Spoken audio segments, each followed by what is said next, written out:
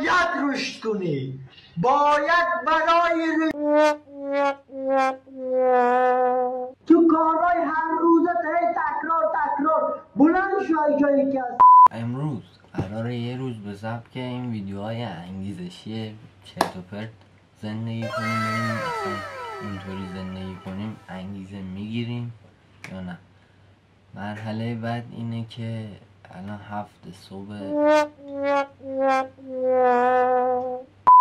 موفقیت معمولا نصیب کسانی می شود که به دنبالش است. هنری دیوید سورو.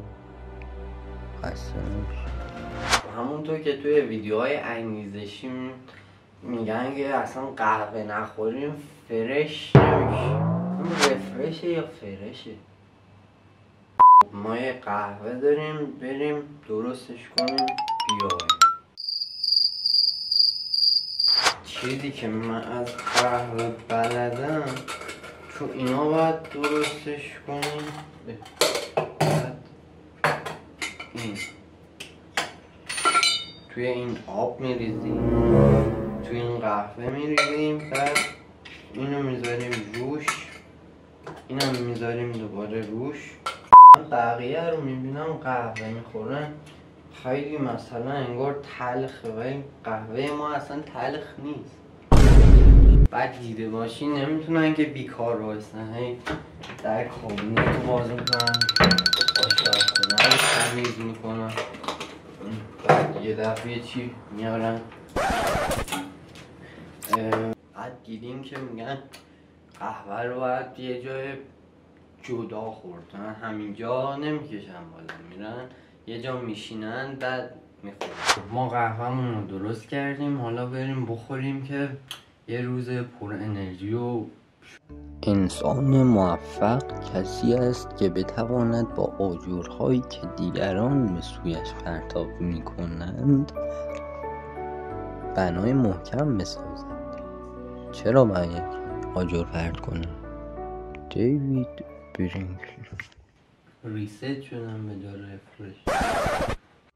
اگر شکست بخورید ممکن است ناامید شوید، اما اگر تلاش نکنید قطعا شکست نمیخورید. بولسیدز. فکر کنم دیگه فرش شده باشم دیگه بس، ولی باید انگیزمون پر باشه. پس اینم میخورم دیگه.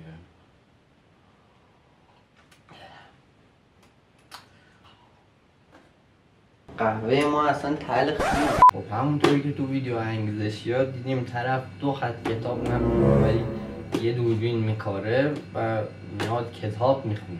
ما هم کتاب آوردیم، قانون تجارت مارک ولش. خب بریم که بخونیم.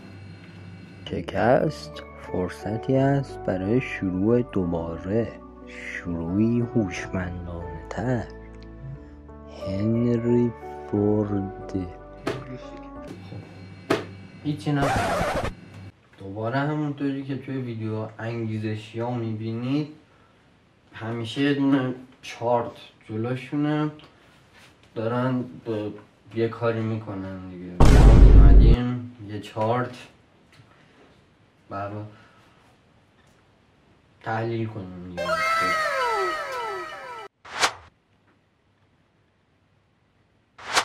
ثروتمندان روی زمان سرمایه گذاری میکنن و فقرا روی پول. وارن بافت. بزرگترین ریسک نکردن است. در این دنیا که به سرعت تغییر میکند تنها استراتژی که شکست را تضمین میکند ریسک نکردن است. دیوید کاپرفیلد.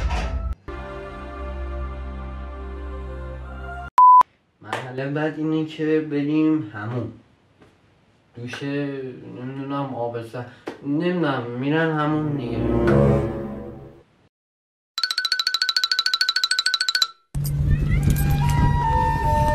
گذشته فریبم داد حال عذابم میدهد، از آینده وحشت دارم.